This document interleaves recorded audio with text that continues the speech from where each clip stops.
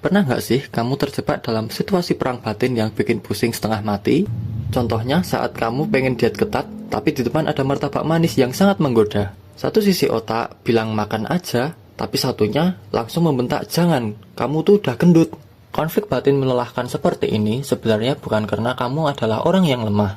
Ini adalah bukti bahwa komponen kepribadian di dalam kepalamu sedang bertempur hebat. Fenomena psikologi ini pertama kali dijelaskan oleh tokoh paling berpengaruh di dunia, yaitu Sigmund Freud. Freud membagi struktur pikiran kita menjadi 3 elemen utama, yaitu ID, ego, dan superego. Yuk, kita bedah cara kerja ketiganya biar kamu paham isi kepalamu sendiri. Kita mulai dari komponen yang pertama yang bernama ID. Menurut teori dasar psikoanalisis Freud, ID adalah bagian kepribadian yang dibawa sejak kita lahir. ID bekerja berdasarkan prinsip kesenangan instan atau pleasure principle. Bagian ini tidak mengenal logika, waktu, ataupun aturan moral yang berlaku di masyarakat sekitar.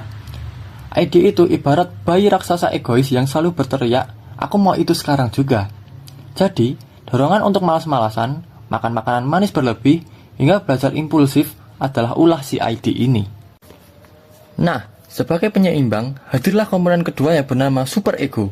Berdasarkan jurnal ilmiah A Brief History of the Superego, bagian ini berkembang dari asuhan orang tua dan nilai norma sosial. Superego bertindak sebagai polisi moral internal atau seorang pengawas yang sangat ketat. Tugas utamanya adalah menilai, mengkritik, memicu rasa bersalah di dalam dirimu. Kalau ID berteriak, ayo bolos kerja, maka superego akan membentak dengan kejam, kamu malas dan tidak bertanggung jawab. Superego selalu menuntut kesempurnaan moral yang kadang-kadang tidak realistis untuk dijalanin manusia. Karena kedua kubu ini selalu bertolak belakang dan berantem, disinilah si ego harus turun tangan untuk menengahi. Ego adalah bagian dari kesadaran kita yang beroperasi menggunakan prinsip realitas dunia. Berdasarkan riset tentang value-based decision making, ego bertugas memproses semua informasi yang nyata sebelum mengambil tindakan. Ego harus ditarik ke kiri oleh keinginan liar ID dan ditarik ke kanan oleh aturan kaku si superego. Jadi, ego bertugas mencari jalan tengah yang aman agar ID tetap terpuaskan, tapi superego tidak mengamuk dan menghukum kita. Misalnya, jalan tengahnya adalah kita kerja dulu sekarang, baru malamnya main game sampai puas. Masalahnya, menjaga keseimbangan ketiga komponen ini bukanlah perkara yang mudah yang dapat dilakukan sehari-hari. Ketika menjadi ketidakseimbangan dalam struktur psikologismu, disinilah masalah kesehatan mental mulai muncul menyerang. Jika kepribadianmu terlalu didominasi oleh ID, kamu akan tumbuh menjadi seseorang yang egois, impulsif, dan merugikan lingkungan sekitar.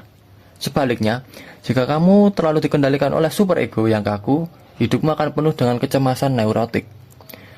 Jurnal psikoanalisis terbaru bahkan mencatat bahwa superego yang terlalu kejam dan menghukum adalah salah satu pemicu utama gangguan depresi klinis berat.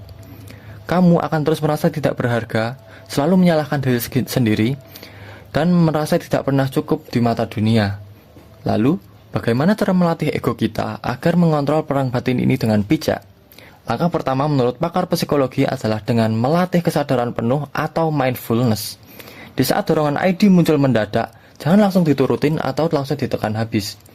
Berikan jeda sekitar 10 detik bagi ego untuk menganalisis situasi secara logis dan rasional. Dan tanyakan kepada dirimu, apakah ini kebutuhan mendesak atau cuma keinginan sesaat si ID saja. Dengan melatih ego secara konsisten setiap hari, kamu bisa meredam kritik kejam dari superego kamu. Intinya, perang batin di dalam kepala adalah hal normal yang dialami oleh seluruh manusia di dunia ini. Kuncinya bukan mematikan salah satu fungsi, melainkan membuat ketiganya bekerja sama secara harmonis dan seimbang. Sekarang coba kamu refleksikan ke dalam kehidupan pribadimu selama beberapa hari terakhir. Kira-kira keputusanmu itu lebih paling disetir oleh keinginan impulsif dari ID atau aturan kaku dari superego? Nah, tulis cerita serumu di kolom komentar di bawah ya. Mari kita berdiskusi bersama. Jangan lupa klik tombol like, share video edukasi ini, dan klik subscribe ke channel psikologi kita. Sampai jumpa di pembahasan sains seru berikutnya, dan selamat mendamaikan isi kepalamu.